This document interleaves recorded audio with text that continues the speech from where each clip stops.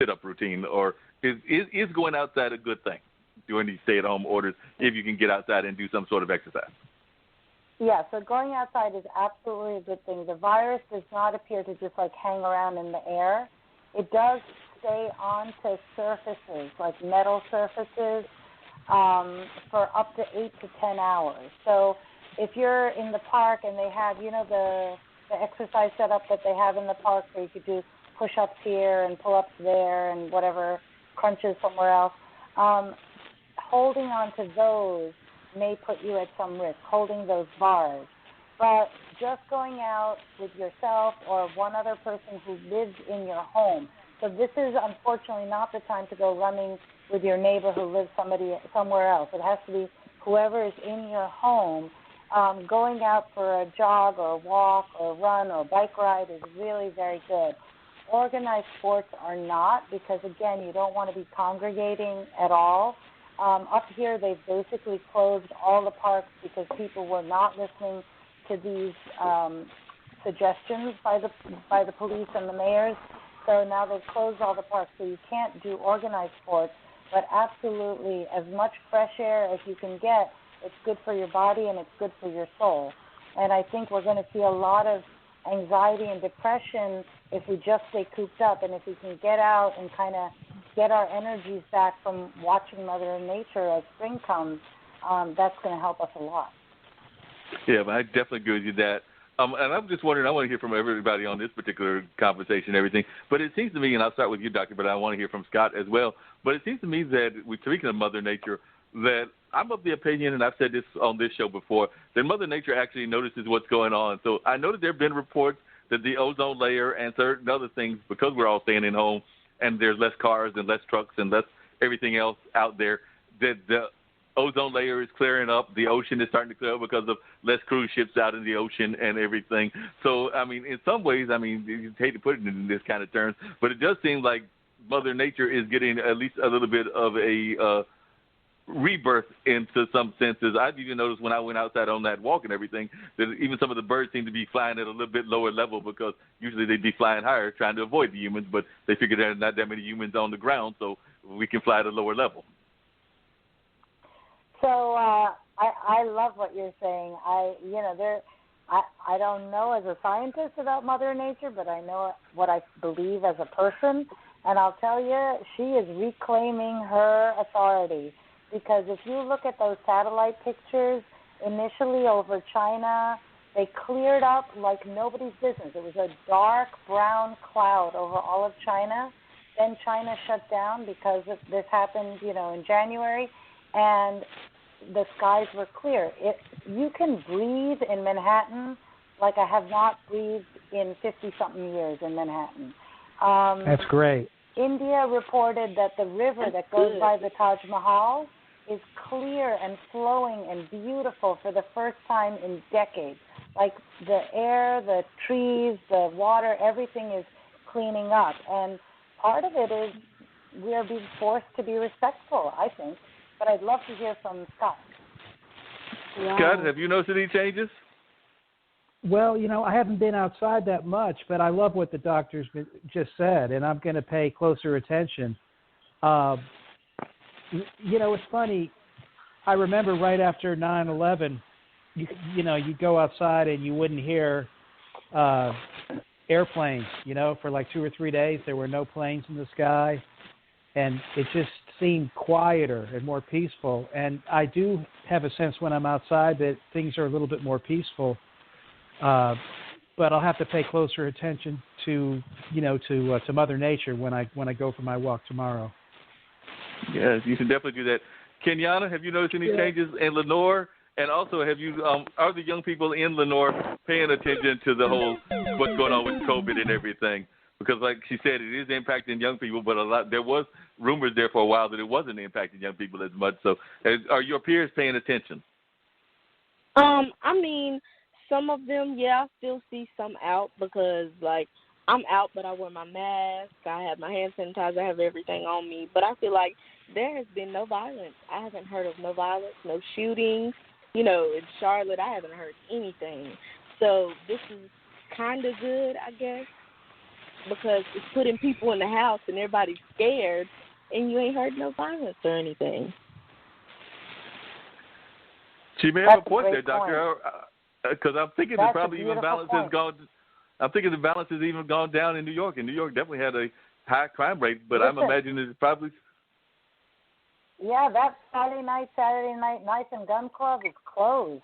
Let me tell you. I mean, I spent my whole career patching people up on the weekends, and something, I don't know what has happened, but I think you're right.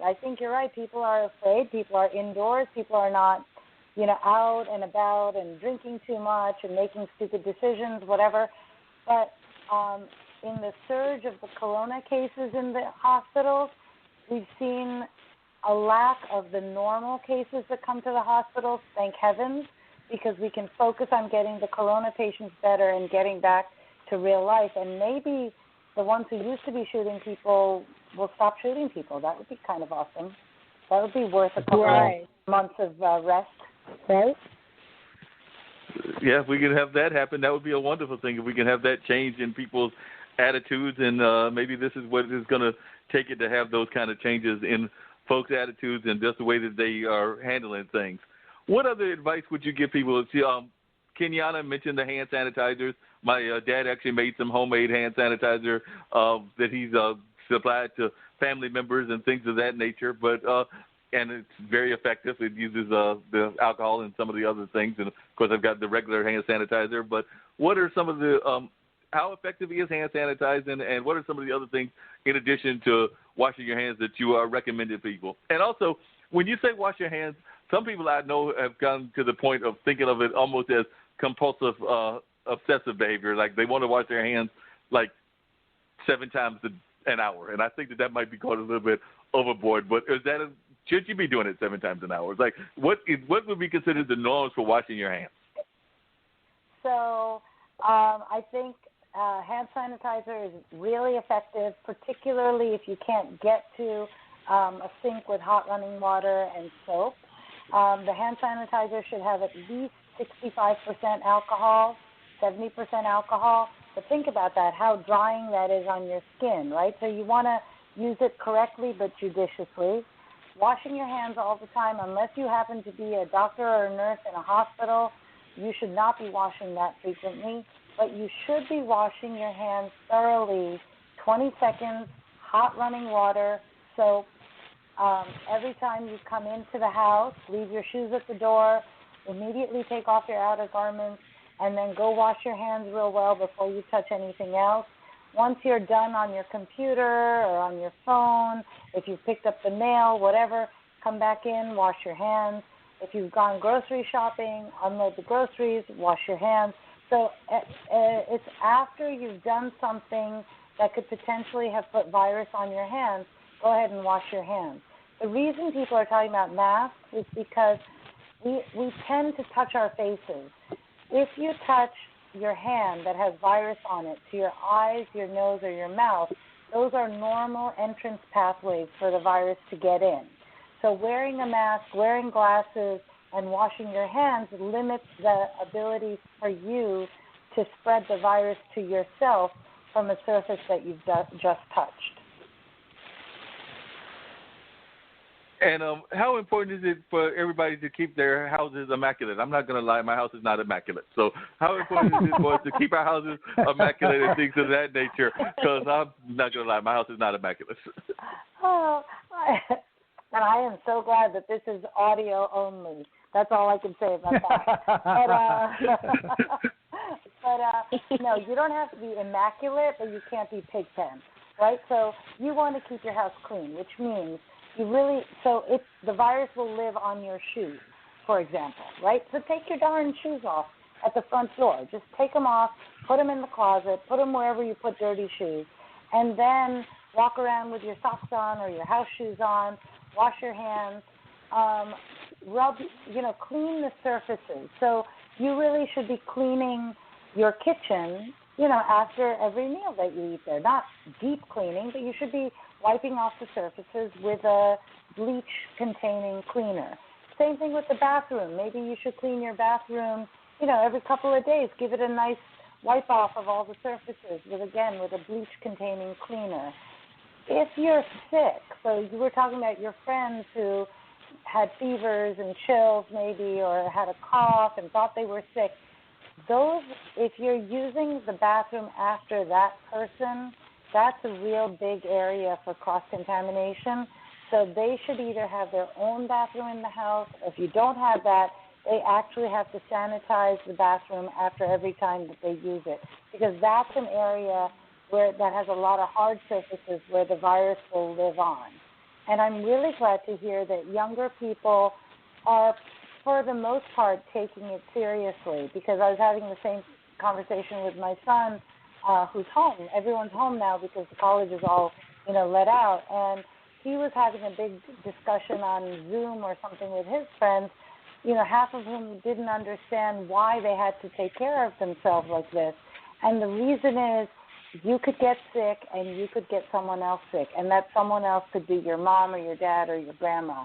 And I think that's really important for young people to know, that it's not a huge sacrifice to make, but it's worthwhile to keep your distance, not congregate, wear a mask, wash your hands. Definitely. Well, I appreciate all this great advice that you've been giving us on this particular show, Doctor, and everything. So I definitely appreciate you being on the show, and I appreciate Scott being on the show, as well as Kenyana. Before I get everybody off the show, I'm hoping that everybody can, because we always close out with giving advice or positive thoughts that they want to share and things of that nature, because I do believe in the positive thought kind of philosophy, particularly in this day and time that we're living in and everything. So I think I'll start with the youngest this time. So, Kenyana, is there any thoughts that you would like to share with people of a positive nature that you want to share with the audience at large, just in terms of both life in general or just what you've got going on? And also, if there's a website about where they can hear your music or hear about what you're doing, share that as well. Yes. I just feel like everybody should stay in, be safe, be sanitized, make sure you're doing everything you need to do, and keep on praying, Pray, read that Bible, pray before you go to sleep, pray when you wake up. Just keep on doing what you got to do to make yourself feel better. And, yes, you could actually reach me on my email where you can see stuff. That's Kenyana superstar@icloud.com.